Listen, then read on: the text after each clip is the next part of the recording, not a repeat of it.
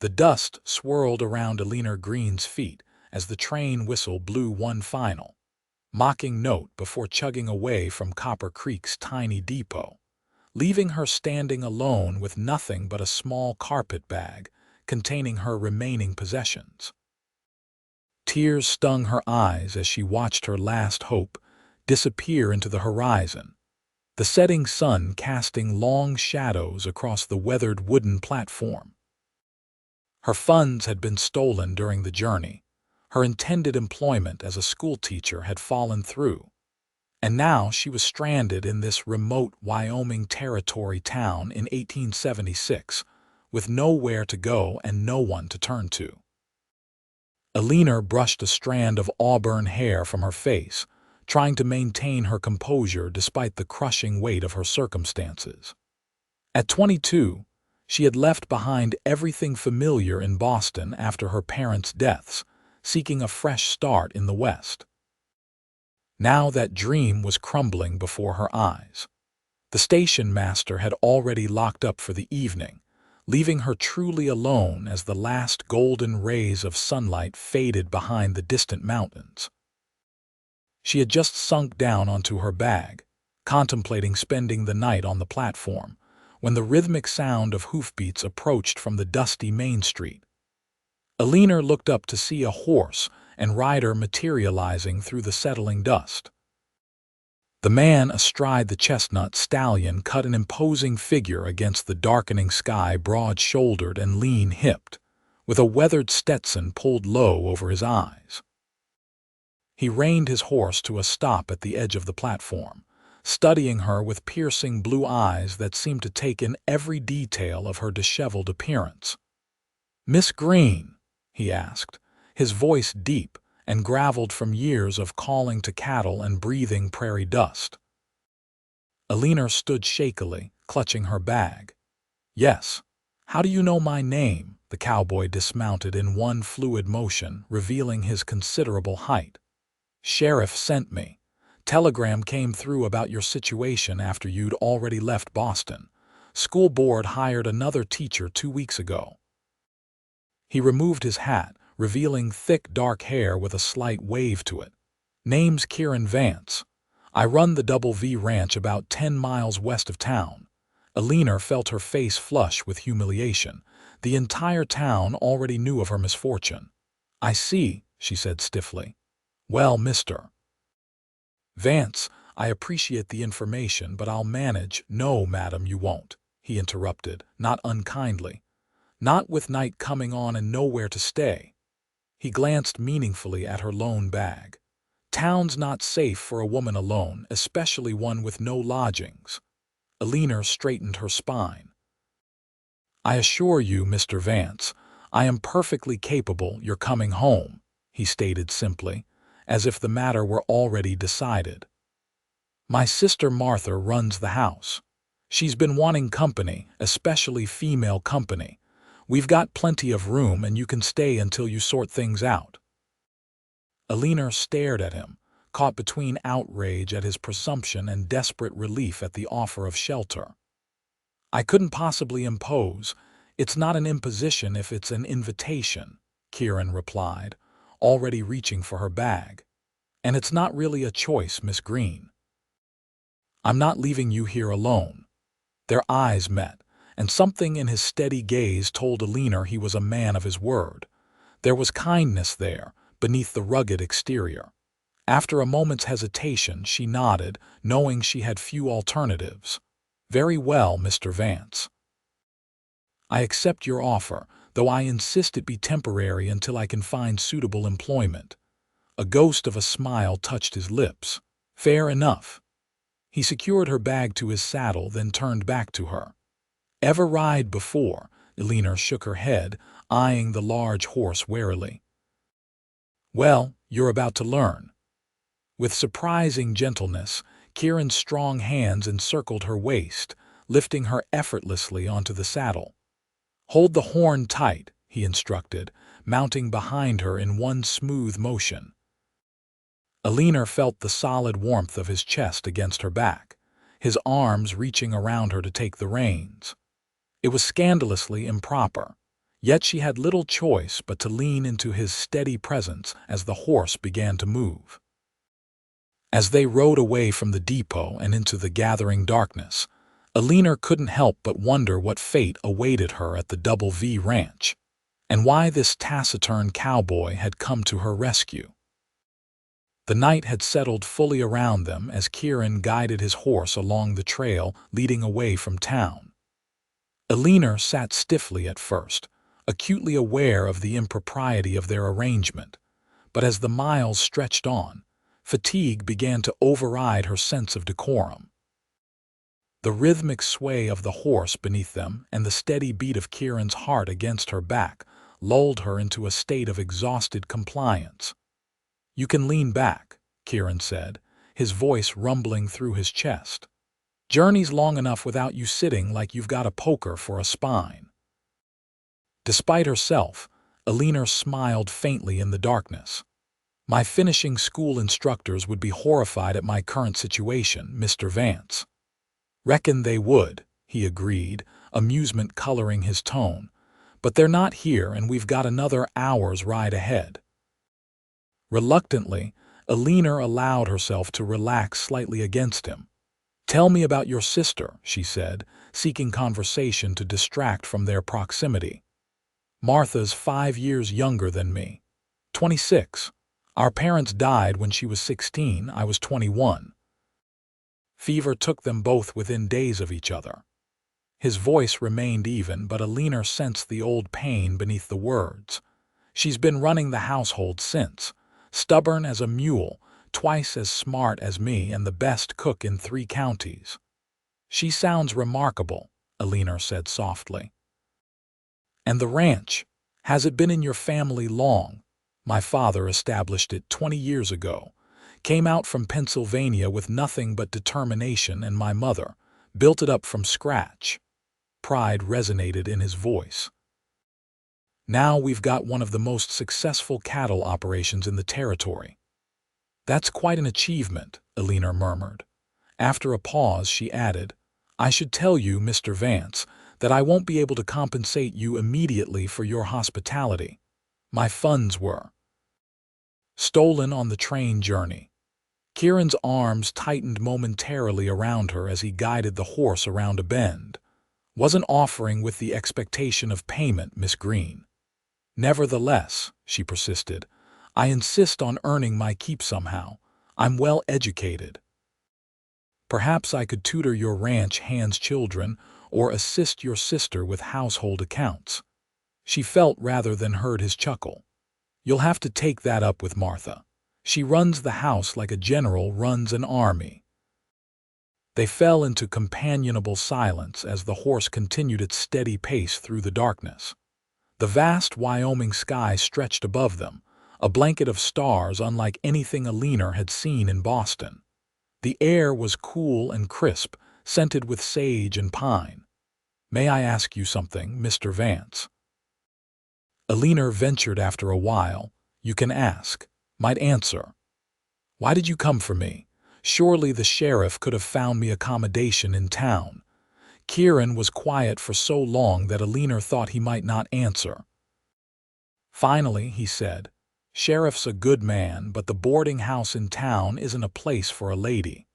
Owner's got a reputation. When the telegram came through about your situation, Martha insisted I come fetch you." It wasn't the complete truth, Eleanor sensed, but she didn't press further. Instead, she asked, "How much farther? See those lights ahead? That's home." Eleanor peered into the darkness and made out the warm glow of windows in the distance. As they drew closer, the outline of a substantial ranch house took shape against the night sky. It was larger than she'd expected, a 2-story structure with a wide porch wrapping around the front. Several outbuildings clustered nearby, and a large barn stood off to one side. Lamplight spilled from multiple windows, creating a welcoming beacon in the wilderness. Kieran guided the horse into the yard and dismounted smoothly before reaching up to help Eleanor down. Her legs nearly buckled as her feet touched the ground, numb from the long ride. Kieran's hands remained at her waist, steadying her until she found her balance. "Thank you," she murmured, embarrassed by her weakness. The front door of the house flew open, spilling more light into the yard. A woman's silhouette appeared in the doorway. "Kieran, is that her?" The voice was warm and lively. "It's us, Martha," Kieran called back, retrieving Eleanor's bag from the saddle. "Miss Greene's had a long journey." Martha Vance hurried down the porch steps, revealing herself to be a petite woman with the same dark hair as her brother, though hers was pulled back in a practical bun. Her face was open and friendly, with Kieran's same blue eyes set in softer features. "Miss Greene, welcome to the Double V," she said, reaching for Eleanor's hands. "I'm so sorry about your troubles. You must be exhausted and hungry." The genuine warmth in Martha's greeting brought unexpected tears to Eleanor's eyes. "You're very kind, Miss Vance. I can't thank you enough for opening your home to me." "Nonsense," Martha said briskly, though her eyes were kind. "And it's Martha, please. We don't stand on ceremony here. Come inside, I've kept supper warm, and your room is ready." As Martha led her toward the house, Eleanor glanced back to see Kieran leading his horse toward the barn, his tall figure outlined against the night. He looked up, catching her gaze, and gave her a small nod before continuing on his way. The interior of the ranch house was a revelation. Eleanor had expected rustic accommodations, but she found herself in a well-appointed home that spoke of prosperity and taste. The main room featured comfortable furniture arranged around a large stone fireplace. Bookshelves lined one wall, and colorful hand-woven rugs softened the wooden floors. "This is lovely," Eleanor said sincerely, taking in the details that made the house a home: the vase of wildflowers on a side table, the quilt draped over a rocking chair, the collection of leather-bound books. "Thank you," Martha replied, clearly pleased. "We're not completely uncivilized out here, despite what you Easterners might believe." Her tone was teasing rather than accusatory. "Let me show you to your room so you can freshen up before supper." Martha led her up a staircase to the second floor and down a hallway to a bedroom at the back of the house. It was simply but comfortably furnished with a bed, dresser, washstand, and a small writing desk positioned beneath a window. "The view is quite nice in the daylight," Martha said, lighting a lamp on the bedside table. "You can see all the way to the mountains. There's fresh water in the pitcher and towels there on the rack. Take your time. I'll be downstairs when you're ready." When Martha had gone, Eleanor sank onto the edge of the bed, overwhelmed by the day's events. Her situation had changed so drastically in the span of a few hours that she could scarcely process it all. The softness of the mattress beneath her was a stark contrast to the hard bench of the train depot where she'd expected to spend the night. After washing her face and hands and smoothing her travel-rumpled dress as best she could, Eleanor made her way back downstairs. She found Martha in the kitchen, a spacious room dominated by a large wooden table and an impressive cast-iron stove. "Feeling better?" Martha asked, setting a bowl of stew on the table alongside a plate of biscuits. "Much, thank you," Eleanor replied, taking the seat Martha indicated. "This smells wonderful. Eat up," Martha encouraged, pouring coffee into a mug for her. "Kieran said you'd had nothing since morning." As if summoned by his name, Kieran appeared in the doorway, his tall frame filling the space. He'd removed his hat and coat and washed up, his dark hair damp at the temples. "Sit down, brother," Martha said. "I was just telling Miss Greene—" "Eleanor, please," Eleanor interjected with a smile. "Eleanor," Martha corrected, "about our usual routine here at the ranch." Kieran took a seat across from Eleanor, nodding his thanks as Martha placed a bowl of stew before him. "Which is that we're early risers, breakfast at dawn, and everyone contributes to the running of the place," Martha said firmly. I've told her she's welcome to rest tomorrow and get her bearings, but after that, we'll find ways she can help out. Eleanor put down her spoon. I'm perfectly capable of beginning tomorrow. I wouldn't want to be an idle guest. Kieran's eyes met hers across the table, a hint of approval in their blue depths. Dawn comes early here. You might want that rest. I'm stronger than I look, Mr. Vance, Eleanor replied, holding his gaze. A small smile tugged at the corner of his mouth. Kieran, he said simply. Kieran, she echoed, the name feeling strangely intimate on her tongue. Martha looked between them with undisguised interest before clearing her throat. Well, that's settled then. Eleanor, after breakfast, I'll show you around the house and grounds. We can discuss how your skills might best be put to use. As they ate, Martha kept the conversation flowing, telling Eleanor about the ranch, the small community of workers who lived in the bunkhouse, and the neighboring homesteads. Kieran contributed occasionally, his deep voice a counterpoint to his sister's animated chatter, but mostly he observed Eleanor with an unreadable expression. When the meal was finished, Eleanor insisted on helping Martha clear the table despite the other woman's protests. You're a guest tonight at least, Martha argued. Please, Eleanor said. It helps me feel useful. As they worked together washing and drying the dishes, Martha said quietly, I'm glad my brother found you when he did. Copper Creek can be rough for a woman alone. I'm eternally grateful, Eleanor admitted, though I still don't quite understand why he came himself rather than sending one of your ranch hands. Martha's hand stilled momentarily in the dishwater. Kieran takes personal responsibility for things that matter, she said after a moment. And he's got a soft spot for people in trouble, though he'd never admit it. Later, as Eleanor prepared for bed in her borrowed room, she found herself drawn to the window. The night was clear, and the moon cast a silvery light over the ranch below. Movement caught her eye Kieran, making a final check of the property before turning in. He paused near the corral, looking up toward the house, and for a moment, Eleanor felt certain he could see her standing there. She stepped back from the window, her heart beating inexplicably faster. As she slipped between the clean sheets of the bed, Eleanor reflected on the strange turn her life had taken. She had arrived in Wyoming with such different expectations, a teaching position, independence, a new beginning. Instead, she found herself dependent on the kindness of strangers. Yet something told her that the Vance siblings, particularly the taciturn Cowboy who had refused to leave her stranded, might be exactly the new beginning she needed, though in a form she never could have anticipated.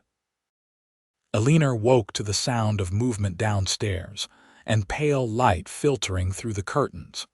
For a disorienting moment, she couldn't remember where she was. Then the events of the previous day came rushing back the train depot. Kieran Vance appearing like some rugged guardian angel, the long ride to the ranch. She rose quickly, splashing water on her face from the basin, and changing into her one remaining clean dress, a simple blue cotton that had seen better days but would have to suffice. Her hair, she twisted into a practical knot at the nape of her neck. The grandfather clock in the hallway indicated it was just past 5:30. Eleanor smiled to herself, grateful that her early rising habits from her teaching days would serve her well here. The kitchen was alive with activity when she entered. Martha stood at the stove, expertly flipping flapjacks, while a gray-haired woman with weathered features kneaded dough at the table. A young girl of perhaps 16 was setting the large table in the adjoining dining room. "Good morning," Eleanor said, feeling somewhat uncertain of her place in this well-established routine. Martha turned with a bright smile. "Eleanor, you're up early. I expected you'd sleep longer after your journey." "I'm an early riser by habit," Eleanor replied, moving toward the stove. "How can I help?" You can take over these flapjacks if you'd like, Martha offered. This is Mrs. Perkins, who helps with the cooking and housekeeping, and that's Lily, one of our ranch hand's daughters who comes in to help before school. Eleanor exchanged greetings with the two, then took the spatula Martha handed her. How many am I cooking for? Kieran and the foreman, Joe Bradley, eat in the house with us, Martha explained. The rest of the hands take their meals in the bunkhouse, where Mrs. Perkins sends food. So just 5 of us this morning. As Eleanor tended the flapjacks, the back door opened, and Kieran entered, followed by a middle-aged man with a salt and pepper mustache who was introduced as Joe Bradley. Both men had clearly been up for hours, and Eleanor caught the scent of fresh air and horses as Kieran passed. "Miss Greene," he nodded, his eyes taking in her presence at the stove. "You found your way to the kitchen early." Eleanor insisted on helping, Martha explained, pouring coffee for the men. "And she makes better flapjacks than I do." "We'll be the judge of that," Joe said good-naturedly, taking a seat at the table. Breakfast was a surprisingly convivial affair. Joe regaled them with a tale about a stubborn heifer that had Martha laughing, and even drew a chuckle from Kieran. Eleanor found herself relaxing in the warm atmosphere, so different from the formal breakfast table of her childhood home. As they ate, Kieran outlined the day's work for Joe, discussing cattle that needed to be moved to different pastures and repairs needed on the north fence line. Eleanor listened with interest, realizing how much she had to learn about ranch operations.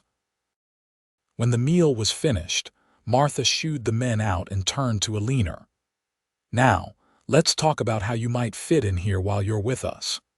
Over the next hour, Martha gave Eleanor a tour of the house and grounds, explaining the rhythm of life at the Double V.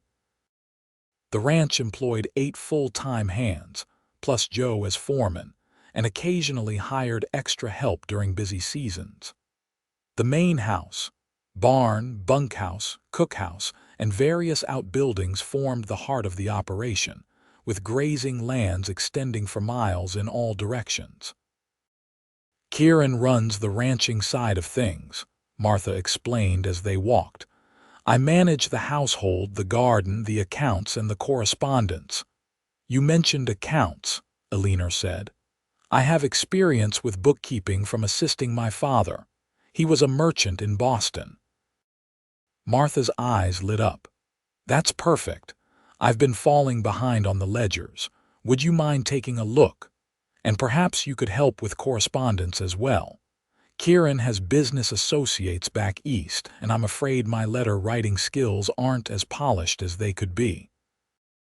"I'd be delighted," Eleanor replied, pleased to have found a way to be useful. "And I noticed you have quite a collection of books. Were you planning to start a small school for the ranch children?" Martha sighed. "I've wanted to for ages. We have 5 children here now between 6 and 12, plus Lily who's 16. The nearest proper school is in town, which is too far for daily travel. Most of the parents teach what they can, but they're busy with ranch work," Eleanor finished for her. "Perhaps I could organize some lessons. Even if it's just a few hours a day, it would be a start." "Would you?" Martha clasped her hands together. "That would be wonderful. We have a small building that was originally intended as an office but isn't being used. It could be converted into a schoolroom." By the time they returned to the house, they had made plans for Eleanor to begin working on the accounts that afternoon and to meet with the parents about schooling arrangements within the week. For the first time since arriving in Wyoming territory, Eleanor felt a sense of purpose returning. Martha left to attend to her own duties, and Eleanor found herself alone in the study where the ranch's account books were kept. She was absorbed in deciphering the previous entries when a shadow fell across the desk. Looking up, she found Kieran standing in the doorway.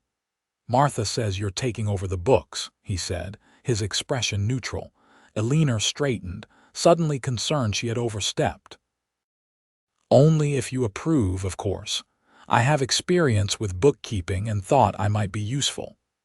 Kieran studied her for a moment, then stepped into the room, moving to stand beside the desk. "Show me what you've found so far." For the next half hour, Eleanor walked him through her observations about the ranch's financial records, pointing out some minor discrepancies, and suggesting a more efficient organization system. Kieran listened attentively, asking occasional questions that revealed a sharp business mind beneath his cowboy exterior. "You know your numbers," he said finally, a note of respect in his voice. "My father insisted I learn," Eleanor replied. He believed women should understand business matters, even if society didn't. "Smart man," Kieran commented. "My father taught Martha the same. Said a woman who can't read a ledger is at the mercy of men who can." Eleanor smiled. "I think our fathers would have gotten along." A rare smile crossed Kieran's face, transforming his features and causing an unexpected flutter in Eleanor's chest. "I think they would have." He was called away then by one of the ranch hands, but the brief interaction left Eleanor feeling more secure in her temporary position at the Double V. Kieran Vance might be a man of few words, but his approval meant something to her, though she wasn't quite ready to examine why. The next several days established a rhythm for Eleanor. Mornings were spent helping with breakfast and then working with Martha on household matters. Afternoons were dedicated to the account books and correspondence, and she had begun meeting with the ranch children for informal lessons in the early evenings. The work kept her busy and gave her a sense of belonging she hadn't expected to find. She saw Kieran primarily at meals, as he spent most days out on the range with the men. Their interactions were brief but increasingly comfortable, and Eleanor found herself looking forward to his quiet presence at the dinner table. He rarely spoke at length, but when he did, his observations were thoughtful and often laced with dry humor that she came to appreciate. One evening, about a week after her arrival, Eleanor was sitting on the front porch after dinner, enjoying the cool evening air and the spectacular sunset painting the western sky in shades of gold and crimson. She had a book open on her lap, but found herself gazing at the landscape more than reading. The sound of boots on the steps alerted her to Kieran's presence before he came into view. He nodded to her as he approached, a small wooden box in his hands. "Mind if I join you?" he asked. "Please do," she replied, gesturing to the empty chair beside her. Kieran settled into the chair with a tired sigh, placing the box on the small table between them. "How are the accounts coming along?" "Very well. I should have everything in order by the end of the week." Eleanor marked her place in her book and set it aside. "Martha mentioned you might be driving cattle to market soon," Kieran nodded. "End of the month, taking 100 head to the railhead at Cheyenne. That sounds like a significant undertaking." "It is. But the men are experienced and the weather should hold." He glanced at her. "Martha says you've started teaching the children." Eleanor smiled. "Yes, we've been meeting in the afternoons. They're bright children, eager to learn. Young Thomas has a particular aptitude for mathematics. His father will be pleased to hear that. He's hoping the boy will take over as foreman one day when Joe retires." Kieran reached for the wooden box, opening it to reveal a chess set. "Do you play?" "I do," Eleanor replied, surprised. "My father taught me when I was young." Kieran began setting up the pieces on the table between them. "My father taught me as well. Said it helps a rancher think 3 moves ahead, which is necessary in this business." He arranged the pieces, then looked up at her. "White or black?" "White," Eleanor chose, moving a pawn forward to begin the game. As they played, conversation flowed more easily than Eleanor had expected. Kieran asked about her life in Boston, and she told him about growing up as the only child of a successful merchant and his socially ambitious wife. They had great plans for me, she said, moving her knight to capture one of his pawns. My mother especially wanted me to marry well and secure our family's position in Boston society. And instead you came west to teach, Kieran observed, countering her move with his bishop. Eleanor nodded. After they died, influenza took them both last winter. I found I couldn't bear to stay. Too many memories, too many expectations from their friends. When I saw the advertisement for a teacher in Wyoming territory, it seemed like the fresh start I needed. She smiled ruefully. Though I didn't expect it to begin quite so disastrously. Sometimes the wrong beginning leads to the right path, Kieran said quietly, his eyes meeting hers across the chessboard. The moment stretched between them, filled with something Eleanor couldn't quite name. Then Kieran looked back at the board and moved his queen. Check. Eleanor studied the board, seeing her predicament. She made a defensive move, but 3 turns later Kieran had her in checkmate. Well played, she conceded. Another game. They played until the light faded completely, forcing them to move inside where Martha had lit the lamps. Eleanor won the second game, and Kieran the third, both of them enjoying the mental challenge after days of physical and practical work. As they put the chess pieces away, Kieran said, "Same time tomorrow." Eleanor nodded, pleased by the invitation. "I'd like that." Their evening chess games became a regular occurrence over the following weeks. Sometimes they played in companionable silence. Other times they talked about books they'd read, about the ranch's operations, about Eleanor's teaching.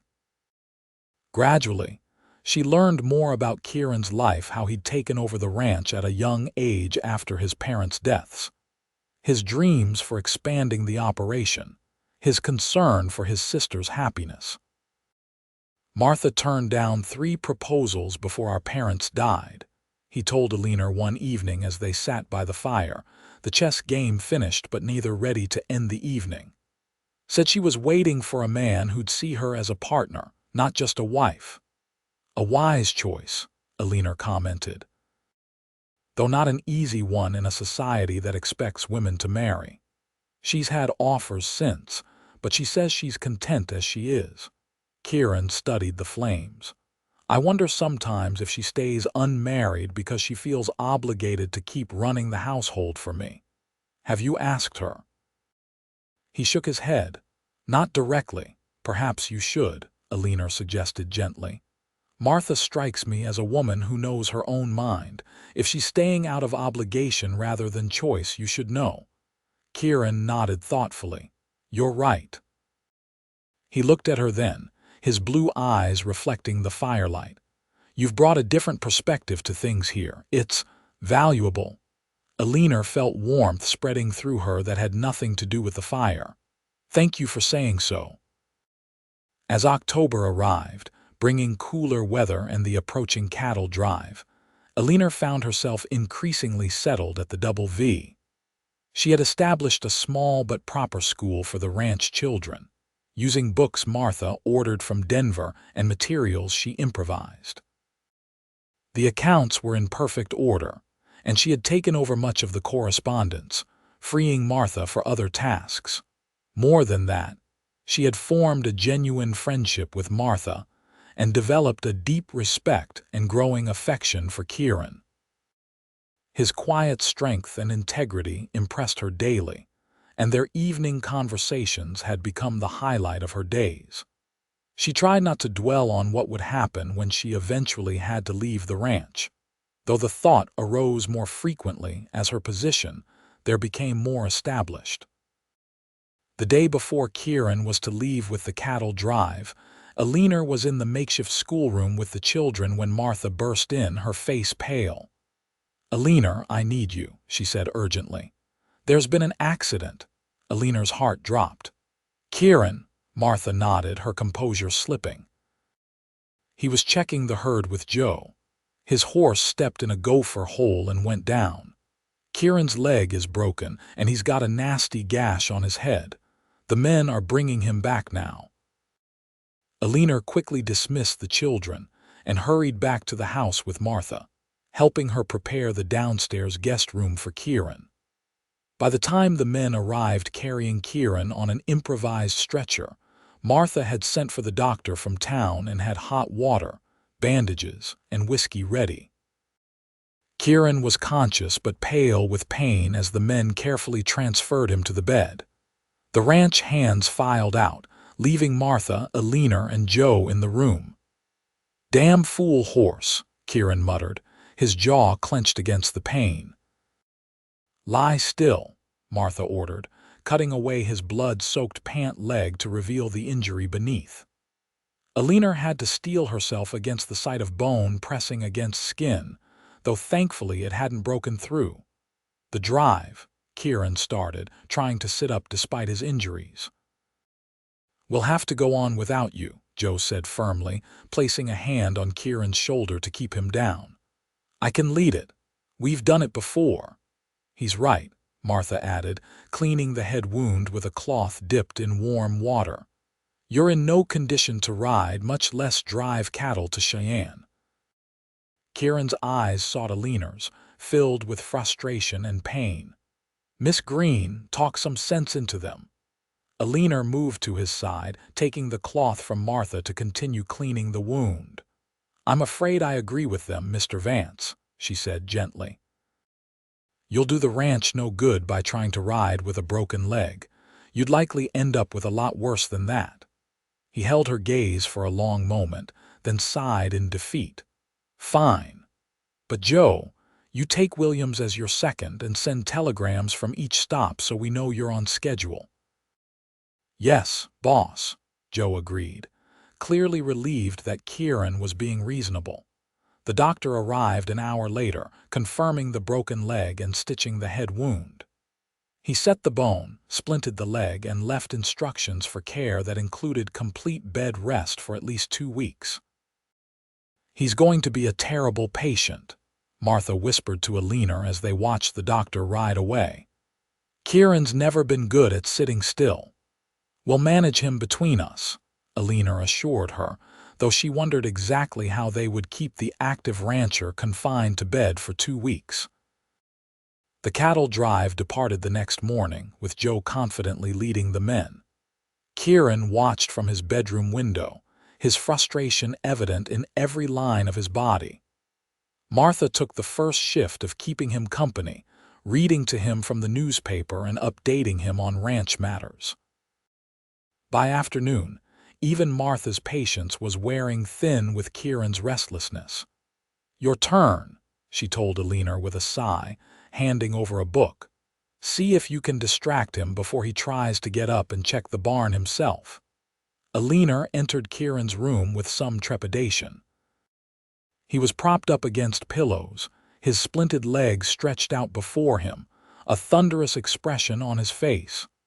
"Martha's sent you to babysit me," he said flatly. "Actually, I volunteered," Eleanor replied, settling into the chair beside his bed. "I thought you might enjoy a chess game, but if you'd prefer to sulk alone, I can leave." Kieran's eyes widened slightly at her direct approach, then, unexpectedly, he laughed. "Touché, Miss Greene. Chess would be welcome, if you don't mind playing on the bed." Eleanor set up the chessboard across his lap, and soon they were engrossed in the game. Kieran's dark mood lifted as they played, and by the time Martha brought dinner trays for them both, he was almost cheerful. Over the following days, a routine developed. Martha handled ranch operations in the morning while Eleanor taught the children.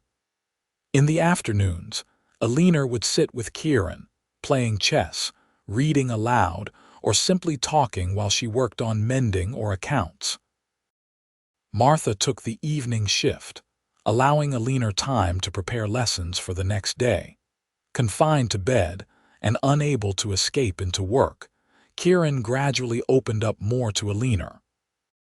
He spoke of his dreams for the ranch, his concerns about the changing cattle industry, and even his fears of failing the legacy his father had left him. He built this place from nothing, Kieran said one rainy afternoon as they sat listening to the drops patter against the window. Sometimes I worry I'm not the man he was. From what you've told me, your father would be proud of what you've accomplished, Eleanor said. The ranch is thriving, and you've maintained his values while adapting to new challenges. Kieran studied her face. You have a gift for seeing to the heart of things, Eleanor. It was the first time he had used her given name, and the intimacy of it sent a warm current through her. I simply say what I observe, she replied softly. And what else do you observe? He asked, his blue eyes intent on hers. Eleanor hesitated, aware they were venturing into dangerous territory. I observe a man of integrity who cares deeply for his land and his people, who rescued a stranded woman without hesitation and has shown her nothing but kindness. Is that all? His voice had dropped lower, and Eleanor felt the air between them change, charged with something unspoken. I observe a man I've come to care for, she admitted, her heart pounding. More than perhaps I should. Kieran's hand moved to cover hers where it rested on the edge of the bed. I've been lying here for days, unable to do anything but think. And I find my thoughts constantly return to you, Eleanor, to your intelligence, your grace under difficult circumstances, your kindness to Martha and the children. His fingers tightened on hers. To how much I want you to stay, not as our bookkeeper or teacher, but as something more. Eleanor's breath caught. Kieran eyed the door opened, and Martha entered with a tea tray, causing them to draw apart quickly. If Martha noticed the tension in the room, she gave no sign of it, chatting about the day's events as she poured tea for them both. Later that night, Eleanor lay awake in her bed, replaying Kieran's words in her mind. He wanted her to stay, as something more. The implication was clear, yet she hesitated to fully believe it. Perhaps his injury and confinement had simply made him more aware of her presence. Once he was well and back to his normal routine, would he still feel the same? And what of her own feelings? Eleanor had come west for independence, to build a life on her own terms. Did caring for Kieran mean surrendering that dream? Or was it possible to find both love and autonomy here at the Double V? The next morning brought a telegram from Joe reporting that the cattle drive had reached its first checkpoint successfully. The news lightened Kieran's mood considerably, and by the time Eleanor came to sit with him that afternoon, the doctor had visited and pronounced him healing well enough to move to a chair for short periods. Freedom at last, Kieran said with a grin as two ranch hands helped him into the armchair near the window. Even if it's just a different seat in the same room. Eleanor settled into her usual chair with her mending. The doctor said you might be able to use crutches by next week if the healing continues well. Thank God for that. I'm not sure how much more bed rest I could tolerate. His expression grew more serious. Eleanor, about yesterday, you don't need to explain, she interrupted quickly. I understand that confinement can lead to impulsive statements. Kieran's brow furrowed. You think what I said was impulsive, born of boredom and frustration. Eleanor kept her eyes on her needlework. It would be understandable if it were. In a swift movement that must have cost him considerable pain, Kieran leaned forward and took the mending from her hands, forcing her to look at him. There was nothing impulsive about what I said, Eleanor. I've felt this way for weeks. The accident just gave me the time to consider what it meant and the courage to speak it aloud. Kieran, she began, uncertain how to respond. I'm not asking for an answer now, he said, his voice gentle. Only that you believe I meant what I said. I want you to stay. I want a chance to court you properly once I'm back on my feet, if you're willing. Eleanor looked into his earnest blue eyes and felt her reservations melting away. I would like that, she admitted softly. Very much. The smile that lit his face was worth all the uncertainty she had endured. "Then that's settled," he said, reaching for her hand and bringing it to his lips in a gesture that sent warmth coursing through her.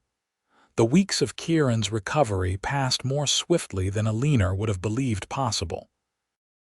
As he regained his mobility, first with crutches and then with a walking stick, their relationship deepened. They took short walks around the ranch yard, played chess on the porch in the evenings, and talked for hours about their hopes and dreams. Martha observed their growing closeness with undisguised approval. "It's about time my brother found someone who challenges him," she told Eleanor one evening as they prepared dinner. "You're good for him, Eleanor. I haven't seen him this happy in years." "He makes me happy too," Eleanor admitted. "Though I never expected to find this when I came west."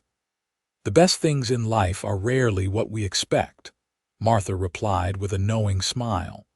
The cattle drive returned successful in early November, bringing a welcome influx of cash to the ranch and a sense of completion to the year's work. As winter approached, life at the Double V settled into a quieter rhythm. The school continued, now moved into a properly furnished building Kieran had the men convert, and Eleanor found herself fully integrated into ranch life. One crisp December evening, Kieran asked Eleanor to accompany him on a ride to a nearby ridge that overlooked the ranch. His leg had healed well enough for horseback riding, though he still moved with a slight limp that the doctor said might be permanent. "I want to show you something," he said mysteriously. As they mounted their horses, Eleanor now comfortable on her own mount after weeks of lessons. They rode at a leisurely pace, the winter sun casting long shadows across the snow-dusted landscape. When they reached the ridge, Kieran helped Eleanor dismount, then led her to a spot overlooking the entire valley. The ranch spread out below them, smoke curling from chimneys, the buildings nestled against the backdrop of distant mountains. "This is where my father brought my mother when they first arrived," Kieran said, standing close beside her. "He showed her this valley and promised her they would build something lasting here, something that would endure beyond their lifetimes." Eleanor looked out over the beautiful landscape, understanding why Kieran's parents had chosen this place to build their dreams. "They succeeded," she said softly. "They did." Kieran turned to face her, taking both her hands in his. "Eleanor, when I found you at that train depot 3 months ago, I had no idea how completely you would change my life. You've brought light and learning and laughter back to the Double V." Eleanor's heart began to race as Kieran dropped to one knee before her, wincing slightly as his injured leg protested the movement. "I love you, Eleanor Greene. I want to build a future with you here, continuing what my parents began but making it our own. Will you marry me?" Tears sprang to Eleanor's eyes as joy welled up within her. "Yes," she whispered, then louder, "Yes, Kieran, I will marry you." He rose to his feet and pulled her into his arms, his lips finding hers in a kiss that promised a lifetime of love and partnership. When they finally drew apart, both breathless, Kieran reached into his pocket and pulled out a small box. "This was my mother's," he said, opening it to reveal a delicate gold ring set with a deep blue sapphire. "My father always said it reminded him of the Wyoming sky." As Kieran slipped the ring onto her finger, Eleanor felt as though her journey had come full circle. She had arrived in Wyoming with nothing, alone and uncertain. Now she stood on a mountain ridge with the man she loved, looking out over what would be their home, their legacy. "It's perfect," she said, admiring how the sapphire caught the late afternoon light. "Just like that day you rode up to the depot and said I was coming home." Kieran smiled, pulling her close again. "I think even then some part of me knew." "Knew what?" she asked, tilting her face up to his. "That I wasn't just bringing you to the ranch," he murmured against her lips. "I was bringing you home." Their wedding took place on Christmas Day, a joyous celebration that brought together the entire ranch community. Martha had transformed the main house with evergreen boughs, red ribbons, and candles, creating a festive atmosphere that belied the winter chill outside. Eleanor wore a dress of deep blue velvet that Martha had helped her make, with her mother's lace collar as her something old. The local minister performed the ceremony in the main room before the fireplace, with Martha standing as Eleanor's attendant and Joe as Kieran's best man. The ranch hands and their families filled the room, along with neighbors from nearby homesteads who had braved the winter weather to attend. When Kieran slipped the gold band onto Eleanor's finger to join her engagement ring, his hands were steady, but his voice trembled slightly as he repeated his vows. Eleanor's own voice was clear and certain as she promised to love, honor, and cherish him for all the days of her life. "I now pronounce you husband and wife," the minister declared. "Mr. Vance, you may kiss your bride." Kieran's kiss was tender yet possessive, a promise of the life they would build together. When they turned to face their guests as Mr. and Mrs. Kieran Vance, the cheers and applause were deafening. The celebration continued well into the evening, with a feast prepared by Martha and Mrs. Perkins, music provided by several ranch hands who played fiddles and harmonicas, and dancing despite the furniture pushed to the walls to make room. Kieran danced with his new wife despite his still healing leg, his eyes never leaving hers as they moved together. "Happy, Mrs. Vance?" he asked softly as they swayed to a slow tune. "Happier than I ever imagined possible," Eleanor replied, her heart full to bursting. "And you?" "I have everything I could want right here in my arms," he said, brushing a kiss against her temple. Later, when the guests had departed and Martha had tactfully retired to her room, Kieran led Eleanor to the master bedroom that would now be theirs. He had moved his things in that morning, and Eleanor's few possessions had joined them. The large four-poster bed was turned down invitingly, and a fire crackled in the small fireplace, casting a warm glow over the room. "Welcome home, wife," Kieran said, closing the door behind them. Eleanor turned to him, suddenly shy despite the months of growing closeness. "Husband," she replied, the word new and wonderful on her tongue. Kieran crossed to her, his hands gentle as they framed her face.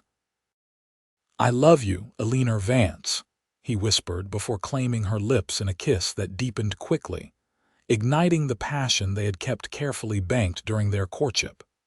That night, they discovered each other fully for the first time, their bodies joining as their hearts already had. Kieran was a tender and attentive lover, guiding Eleanor through unfamiliar territory with patience and care, until they both found release in each other's arms. Afterward, as they lay tangled together beneath the warm quilts, Eleanor rested her head on Kieran's chest, listening to the steady beat of his heart. "I never expected this," she murmured. "When I left Boston, I thought I was leaving behind any chance of family." Kieran's fingers traced lazy patterns on her bare shoulder. "And now I've found a new family, a new home." She raised herself on one elbow to look into his eyes. "A new beginning." "The first of many," he promised, pulling her down for another kiss. Spring came to the Double V Ranch with a riot of wildflowers and new calves dotting the green pastures. Eleanor had settled fully into her role as Kieran's wife and partner in the ranch's operations. She continued to teach the children, whose numbers had grown as word spread of the quality education available at the Double V. She also maintained the ranch's accounts with meticulous care, and had initiated a correspondence with several eastern cattle buyers that promised to increase their profit margins significantly. Martha, far from feeling displaced by Eleanor's presence, flourished with the shared responsibilities. She had begun courting a widowed rancher from a neighboring property, much to Kieran's amused satisfaction. Told you she was just waiting for the right partner," he said to Eleanor one evening as they watched Martha ride off to have dinner with her suitor. "I believe your exact words were that she was waiting for a man who would see her as a partner, not just a wife," Eleanor reminded him. "Something I think you've managed to do with me." Kieran pulled her close, dropping a kiss on the top of her head. "You're not just my wife, Eleanor. You're the best business decision I ever made," she laughed, poking him in the ribs. "How romantic." "I'm a practical man," he said with a grin, then sobered. "But in all seriousness, you've transformed this place. The school, the new business connections, the improvements to the house, you've made the Double V better than I ever imagined it could be." "We did it together," Eleanor corrected him. "That's what partnership means." As summer approached, Eleanor began to suspect a new chapter in their lives was about to begin. Her monthly courses had not appeared for 2 months, and she found herself unusually tired in the afternoons. She waited until she was certain before sharing the news with Kieran. One evening in early June, after dinner, she asked him to walk with her to the small garden she had planted behind the house. The setting sun bathed everything in golden light as they strolled hand in hand among the rows of vegetables and herbs. "I have something to tell you," Eleanor said, her voice catching slightly with emotion. Kieran stopped, turning to face her with concern in his eyes. "What is it? Are you unwell?" Eleanor smiled, taking his hand and placing it gently against her still flat stomach. "Not unwell, just expecting." For a moment, Kieran stared at her uncomprehendingly. Then understanding dawned in his eyes, followed by a joy so pure it took her breath away. "A baby. We're having a baby," she nodded, tears of happiness filling her eyes. "In December, the doctor thinks. A Christmas baby just like our wedding." Kieran swept her into his arms, lifting her off her feet and spinning her around despite his still occasionally troublesome leg. "Eleanor, my God, Eleanor." He set her down carefully, suddenly concerned. "Should you be on your feet? Do you need to rest? Have you told Martha?" "We should," Eleanor laughed, placing a finger against his lips to stem the flow of words. "I'm perfectly fine. Women have been having babies since the beginning of time, and most of them worked right up until the day they delivered." "Not my wife," Kieran said firmly. "You'll rest as much as you need." "I'll be sensible," she promised, "but I don't intend to stop teaching or working on the accounts just yet." Kieran pulled her close again, his hand cradling the back of her head. "We're going to be parents," he said wonderingly, "a family of our own." "We already were a family," Eleanor reminded him softly. "Now we're just growing larger." News of the coming baby spread quickly through the ranch, with Martha especially delighted at the prospect of becoming an aunt. She threw herself into preparing a nursery adjacent to the master bedroom, sewing tiny garments and planning for the baby's arrival with almost as much enthusiasm as the expectant parents. As Eleanor's body changed with the growing life inside her, Kieran's protective instincts intensified. He insisted on hiring an additional woman to help with household duties so Eleanor could rest more, and he took to checking on her several times throughout the day when he was working around the ranch.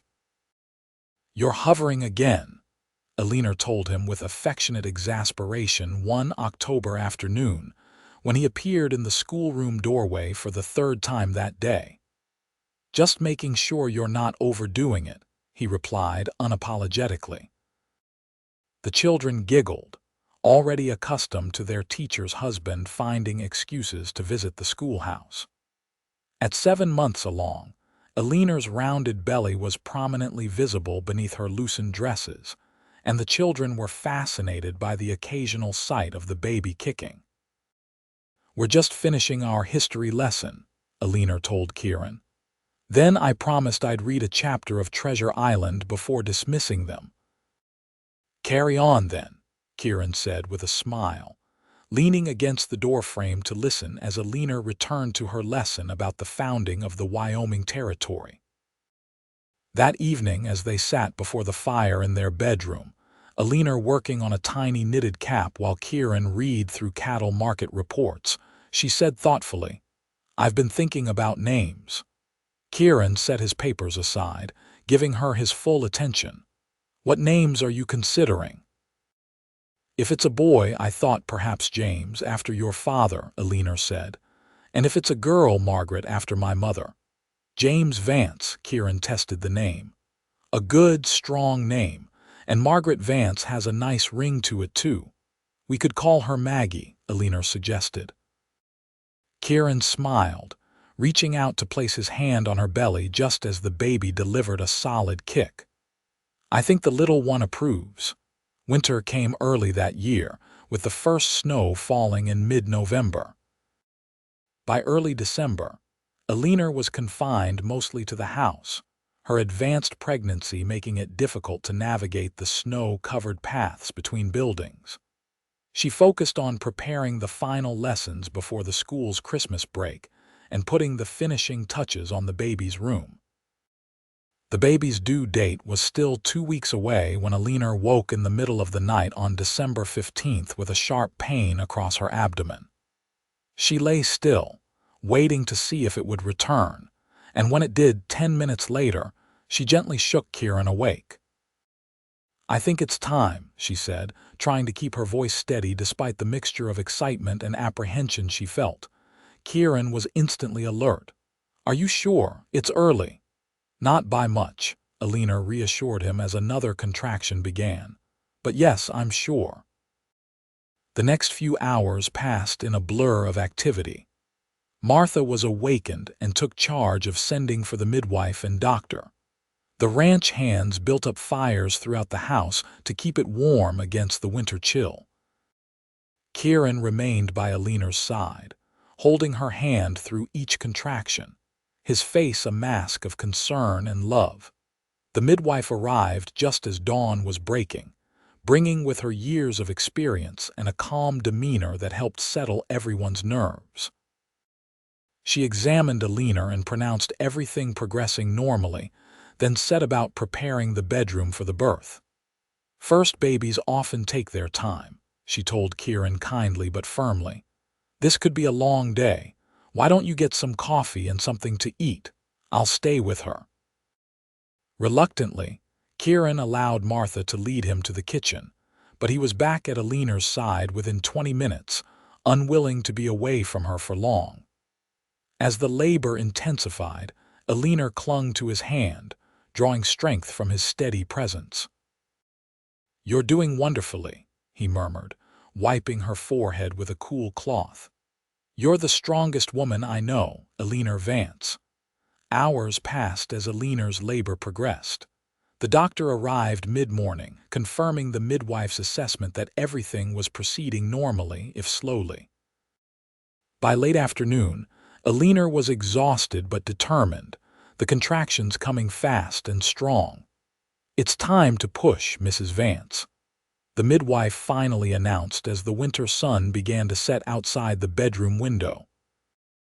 Kieran supported Eleanor as she bore down with each contraction, his voice a constant encouragement in her ear. "You can do this, love. Almost there." With a final, tremendous effort, Eleanor felt the baby slip from her body, and a moment later, a thin cry filled the room.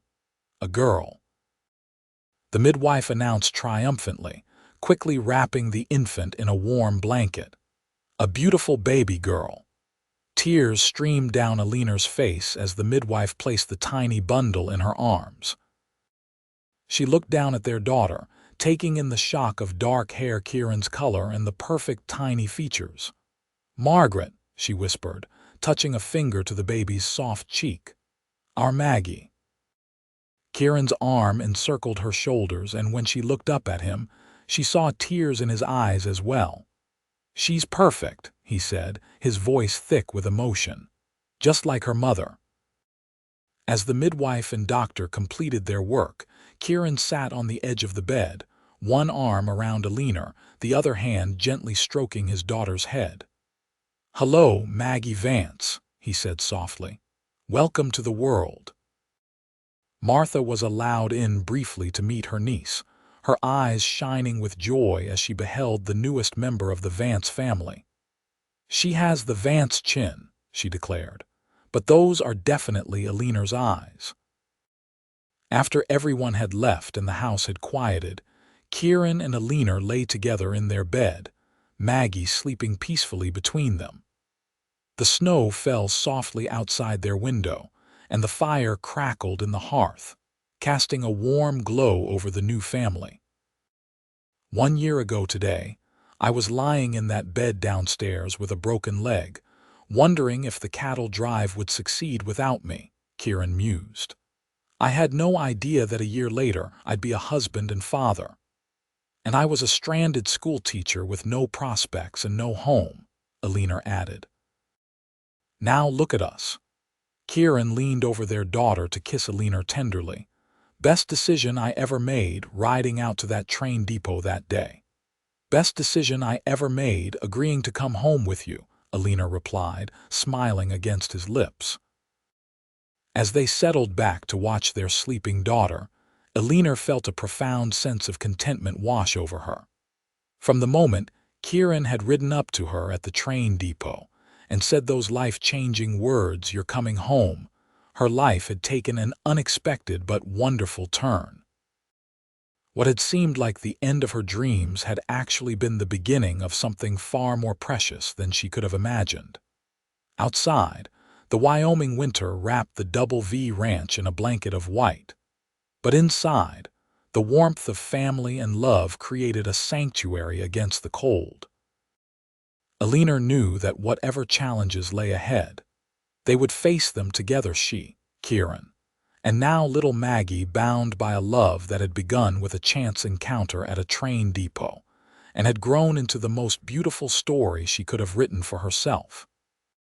5 years later, Eleanor stood on the porch of the Double V Ranch house, watching as Kieran helped 5-year-old Maggie onto her first real pony. The little girl's dark hair, so like her father's, was pulled back in 2 neat braids, and her blue eyes shone with excitement as she gripped the saddle horn. "Remember what I told you," Kieran instructed, his voice patient but firm. "Hold the reins like this and sit up straight." "I remember, Papa," Maggie replied with the solemn confidence of a child determined to prove herself. Eleanor shifted 3-year-old James to her other hip, smiling as her son pointed eagerly at his sister. "Maggie ride," he exclaimed, his toddler vocabulary expanding daily. "Yes, sweetheart, Maggie's learning to ride her pony," Eleanor confirmed, pressing a kiss to his curly auburn hair the same shade as her own. The Double V had prospered over the past 5 years. The school Eleanor had started now served not only the ranch children, but those from neighboring properties as well, with a proper schoolhouse and a young woman from town assisting Eleanor with the teaching duties. The cattle operation had expanded, and Kieran had introduced new breeding stock that improved their herd quality significantly. Martha had married her rancher 2 years earlier and now lived on the neighboring property, though she visited often. The 2 ranches worked closely together, sharing resources and manpower during busy seasons. Martha was expecting her first child in the fall, a prospect that delighted everyone, especially Eleanor, who looked forward to her children having a cousin close by. As Kieran led Maggie's pony in a careful circle around the yard, Eleanor reflected on how completely her life had transformed since that fateful day at the train depot. The stranded, desperate young woman she had been was almost unrecognizable now. In her place stood a confident wife, mother, teacher, and rancher's partner who had found her true calling in this wild, beautiful country. Kieran looked up, catching her eye across the yard, and the love that passed between them was as strong and sure as it had been on their wedding day. He said something to Maggie, then handed the pony's lead rope to one of the ranch hands and strode toward Eleanor and James. "What do you think?" he asked, nodding toward their daughter who was sitting proudly on her pony as the hand led it in a slow walk. Born to the saddle, just like her father. "And just as fearless," Eleanor agreed with a smile. "Though I hope she has better luck with gopher holes than you did." Kieran laughed, reaching out to take James from her arms. The boy went willingly, immediately grabbing for his father's hat. "One riding lesson at a time," Kieran said, settling his son on his shoulders. "And this young man will be next before we know it." "Not too soon," Eleanor protested mildly. "Let me keep one baby a little longer." Kieran's free arm circled her waist, pulling her against his side. "Speaking of babies," he said, his voice dropping to a private tone despite the yard full of activity around them. "How are you feeling today?" Eleanor's hand drifted to her still flat stomach, where their third child had just begun growing. "Better. The morning sickness isn't as bad as it was with James." "Good." Kieran dropped a kiss on her temple. "I worry about you doing too much." "I'm fine," she assured him. "Doctor says I'm healthy as a horse and this baby will likely be as strong as the other two." They watched as Maggie completed another circle, her face a study in concentration. "Papa," she called. "Watch me hold the reins by myself." "I'm watching, sweetheart," Kieran called back. "You're doing beautifully." As the afternoon sun bathed the ranch in golden light, Eleanor leaned into her husband's embrace, filled with gratitude for the life they had built together. What had once seemed like the end of her dreams being left at that train depot with nothing had actually been the beginning of everything she truly wanted, but hadn't known to ask for. A loving husband, beautiful children, meaningful work, and a home filled with joy. "Happy?" Kieran asked softly, seeming to read her thoughts as he so often did. Eleanor looked up at him, at the face she had come to know better than her own, lined now with the evidence of laughter and Wyoming weather, but still as handsome to her as the day he had ridden up to rescue her. "Completely," she replied, stretching up to kiss him lightly. "Every day I'm thankful you rode up to that depot and said those words." Kieran smiled against her lips. "Best words I ever spoke," he murmured. "You're coming home." Eleanor nodded, watching as their daughter confidently guided her pony, and their son giggled from his perch on his father's shoulders. This was home, not just the ranch with its buildings and land, but the family they had created, the love they had nurtured, and the life they continued to build together. "Yes," she said softly. "Home."